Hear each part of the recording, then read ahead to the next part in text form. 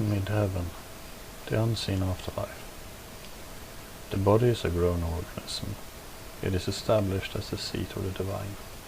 It holds both the mystery of nothingness and the eternity of timelessness. As a type of energy, one can transmute or transfer connectivity to the seat of its creation.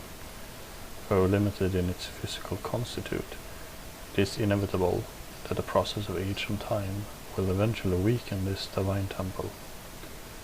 It is here that one can pursue the three fundamentals of the true consciousness of being: learning, growing, becoming. It is these three that are the matter that awaken the whole. From there comes the true bardo and the keys. There is the nature, the gift, and the oblivion. These are the passages that give root to what becomes the machinery known as nature's force, the artificial understanding of the afterlife. There are once again three direct passages, and all are served by one key. It's where the occult got the idea, called the middle pillar, for they themselves are neither of the right, left, or center. They are merely onlookers to the secret that awaits. For those who know these secrets are shocked as well as silent, for the ladder that builds one to this foundation takes shape in each of the keys that were given in the white, red, and yellow book. Some keys are transconductive, meaning they can utilize more than one doorway, while others are singular, only using the direction and wisdom that lies within. It's easier accepting what is taught to us as the ultimate answer to everything, or deny it exists at all.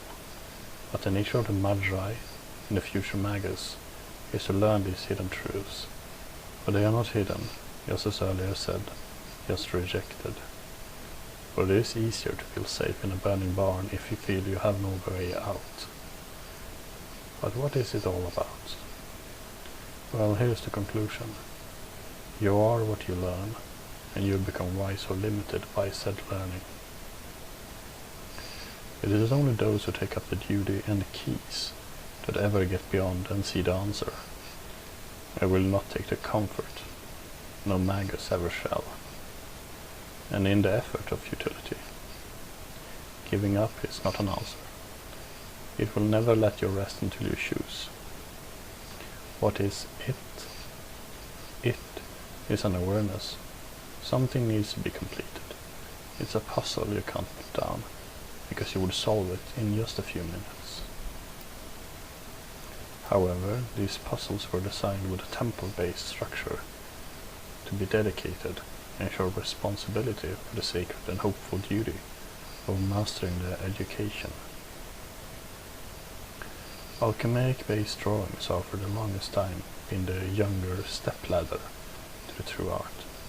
Science, physics, philosophy, theology is merely micro examples of the true nature. One does not need to ask questions if the pattern to those questions are soon to arrive. Others would say there must be an ultimate being behind all things, and yes, there are always higher constitutions to put together the higher principles. But it does not beg or challenge the one who seeks to answer it. Sorry, but like an adventurer, you're on your own after you get the clue. Why would such a complete being leave us in the dark? You answered your own question, free will.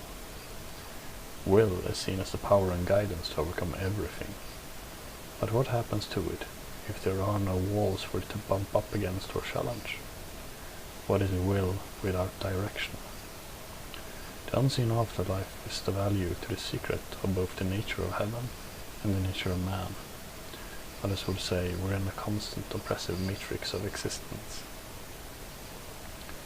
If we indeed are, then why is it non-complementary? Our body and mind does not accept it. If this was indeed a true principle, our desire to belong would be fulfilled. What about busting out of the matrix? There is no busting out. This is pure, sanctified, reflective rebellion of nothingness. And I'm not here to debate your emotional truth. That which is the energy is judged accordingly by energy, not by emotion, which is the mixed carrier of the idea of the particle of the principle of what energy should exist as. Mid-heaven is the go-between, the key to a key, and in time you will know why.